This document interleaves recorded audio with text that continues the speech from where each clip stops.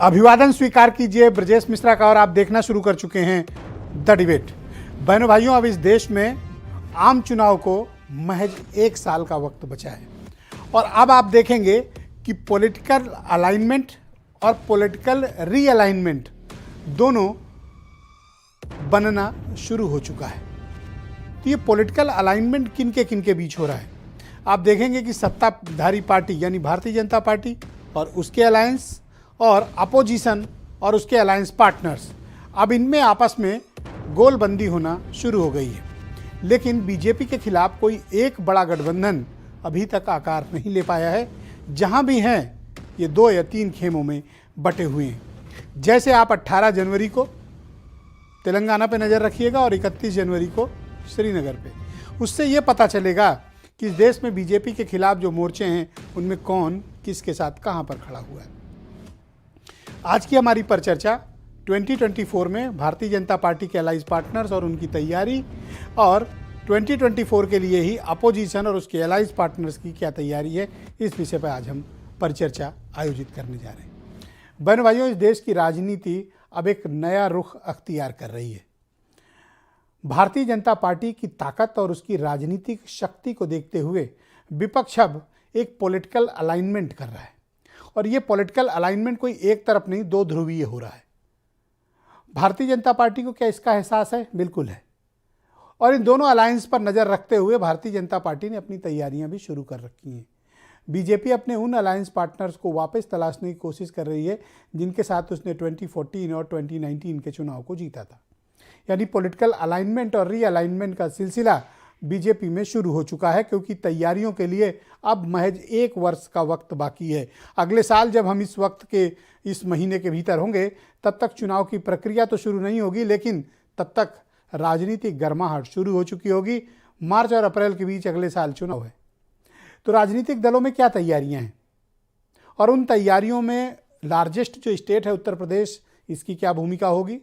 हिंदी पट्टी के जो अलायंस पार्टनर हैं बीजेपी के और हिंदी पट्टी के जो अलायंस पार्टनर हैं अपोजिशन के, उनकी क्या पोजीशनिंग है?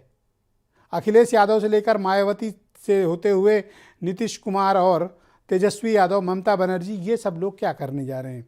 मसला दिल्ली से शुरू होता है और पश्चिम बंगाल तक जाता है। बीजेपी इनका मुकाबला कैसे करेगी? और साउथ में एक नाम उभर रहा है, के चंद्रशेखर राव, KCR, तेलंगाना के चीफ मिनिस्टर, वो एक नए अलाइनमेंट पे काम कर रहे हैं। ये अलाइनमेंट क्या कहानी कहने वाला है? और आप उधर उड़ीसा भी देख लीजिए, सटा हुआ राज्य है, वहाँ भी भारतीय जनता पार्टी के पास हालांकि सीटें सब जीत करवाए थे, लेकिन वहाँ सरकार बीजेपी की नहीं है, अपोजिशन की है। ऐसी स्थिति में बीजेपी 2024 का मुकाबला इन सब के मुकाबले कैसे करेगी? और कई राज्यों में तो ऐसा हुआ है कि जहाँ बीजेपी ने ऑप्टिमम यानी सबकी सब सीट जीत रखी थी 2019 में, कहीं एक आध सीट छोड़ी हो तो छोड़ी हो। क्या अब उन सीटों को बचा पाना ही बीजेपी के लिए चुनौती है? उस परफॉर्मेंस को दोहराना बीजेपी के लिए चुनौती है? या फिर ये जो 2 अलाइनमेंट तैयार होना है, एक जो कांग्रेस के नेतृत्व में और दूसरा जो अभी तैयार हो रहा है, जिसका अभी कोई लीडर तय नहीं है, लेकिन वो धीरे धीरे एक रुख अख्तियार कर रहा है। और इसमें कोई छोटे मोटे लोग नहीं, इसमें भी ताकतवर लोग हैं, लेकिन इसमें नॉन बीजेपी नॉन कांग्रेसी अलायंस है जिस पर KCR काम कर रहे हैं। लेकिन इसका सबसे महत्वपूर्ण घटक हैं ममता बनर्जी। अब देखने वाली बात होगी वो कांग्रेस अलायंस के साथ खड़ी होती हैं या KCR जो बिल्टअप कर रहे हैं उसके साथ खड़ी होती हैं। तो यानी अब इस देश की राजनीति के अलाइनमेंट का सिलसिला शुरू, यानी युद्ध होने को है। अब ये तय हर राजनीतिक दल को करना है कि उसको लड़ना किस पाले से है, इस पाले से या उस पाले में। अकेले लड़ाई अब कोई नहीं लड़ेगा। अब किसी न किसी गुट के साथ, किसी न किसी वर्ग के साथ मिलकर ही लड़ाई आगे लड़ी जाने वाली है।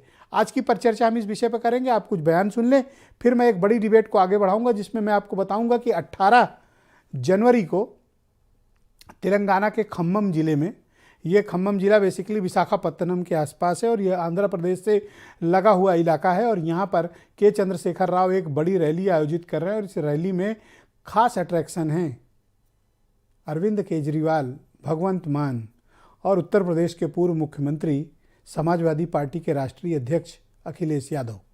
31 तारीख को कांग्रेस भी एक बड़ा शो कर रही है श्रीनगर में, जहां पर भारत जोड़ो यात्रा का समापन है और वहां 31 दलों को न्योता भेजा है। फारूक अब्दुल्ला से लेकर स्टालिन तक को न्योता गया है और ममता बनर्जी से लेकर गुजरात तक के नेताओं को। कांग्रेस 31 तारीख को श्रीनगर में अपना बड़ा शक्ति प्रदर्शन करने जा रही है। यानी 18 और 31 को तय होगा कि इस देश में अलाइनमेंट किसके पास मजबूत है, बीजेपी के खिलाफ केसीआर या कांग्रेस। कुछ बयान सुनिए। राहुल गांधी और केसीआर एक क्षेत्रीय दलों के नेता होकर रह गए हैं।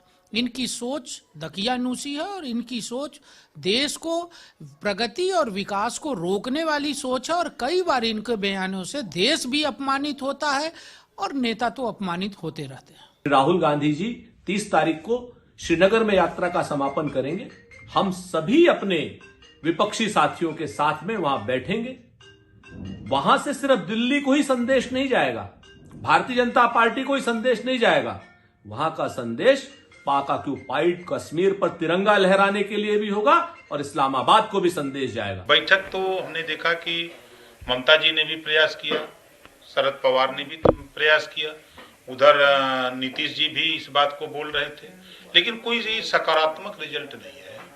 तो सकारात्मक रिजल्ट तभी आएगा जब ये लोग बैठ करके पहले सब लोग एक नेता चुन लें कि भाई हमारे मोर्चे का कौन नेता होगा, तभी बात आगे बढ़ेगी। हम सब लोग इस ओपिनियन के हैं कि इस सरकार को जो इस वक्त है इसको हटाने के लिए हम सबको एक होना होगा। जहाँ तक हमारी पार्टी का सवाल है, माननीय हमारे जो राष्ट्रीय अध्यक्ष जी हैं उनका ये कहना है कि अभी वो पार्टी के लोगों से बात करेंगे और जो ओपिनियन उन सब का होगा तो अकॉर्डिंगली उसको उस पर कार्रवाई होगी। ये जो मैं जिक्र कर रहा था कांग्रेस की श्रीनगर के प्रोग्राम का, वो 31 जनवरी नहीं बहनों भाइयों, एक संशोधन है कि वो 30 जनवरी को प्रोग्राम है। इस डिबेट को आगे बढ़ाते हैं मेरे साथ आलोक अवस्थी हैं, भारतीय जनता पार्टी के प्रवक्ता।